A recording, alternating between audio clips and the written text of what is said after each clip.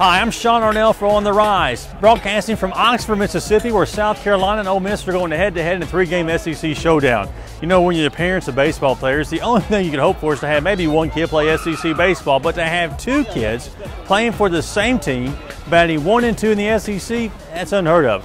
Let us introduce you to Justin and Jordan Henry for Ole Miss. Justin and Jordan Henry hail from Vicksburg, Mississippi, which is about 3 hours from Ole Miss. I'm Shawn Arnell, and welcome to On the Rise, the most in-depth sports show on television. What a show we have in store for you as we go to Zab Judah's boxing camp as he explains his next fight at Madison Square Garden.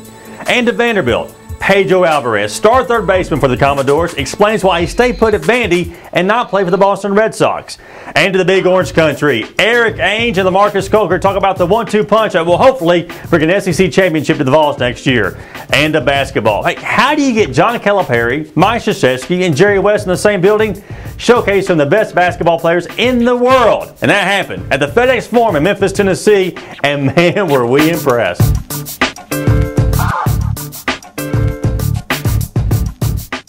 He scored 83 points in a basketball game. 83 points. Named Mr. Basketball in the state of Tennessee in 2001. NBA dreams, but those dreams, unfortunately, were put on hold.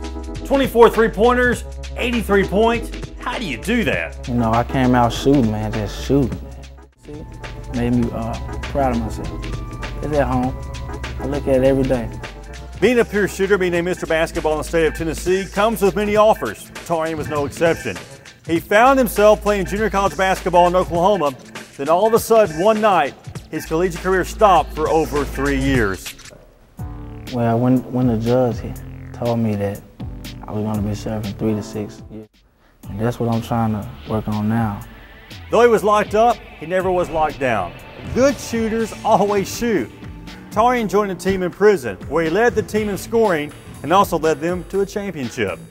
Most of the guys on my team had life, you know, plus 20 and 30 years and stuff like that. Got an extra level of motivation. I can still play. We'll keep you posted on Tarian's progress.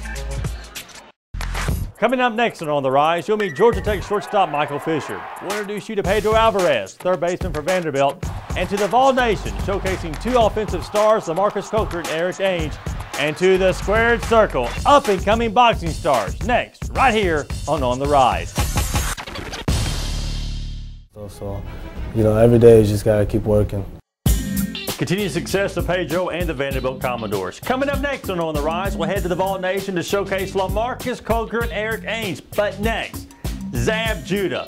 A year off from boxing. What did he do? How did he handle it? And he'll talk about his return back to New York City to fight in Madison Square Garden. Next, right here on The Rise. One segment here on The Rise is called Roll With It. What's Roll With It? Basically, we focus on one athlete, turn the mic on, and let them go uncensored, unfiltered for the most part.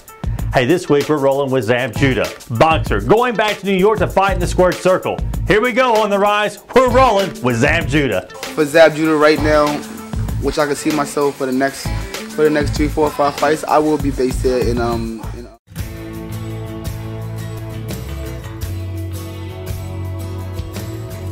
Hi, I'm Shawn Arnell for South Haven RV, and for the next few moments we want to share with you this beautiful 11-acre facility and explain to you why South Haven RV is the largest RV dealer in the Mid-South.